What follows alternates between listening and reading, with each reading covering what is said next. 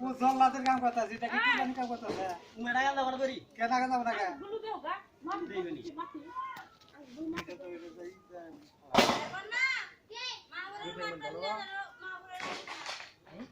কুম্পি করব করব হ্যাঁ এমনি করব ঘরে এমনি বল খাই বল যাও আমি জমি ফেলাম তুমি এমনি করবো খাইবো কেসা দে থাক দুই টাকা করে মশলা দিলে তো এরা এরা পরের সাথে সাথে ওই যে সেই মান যাবো না বলু কি জানি গো আতা আমি ফেলে দাও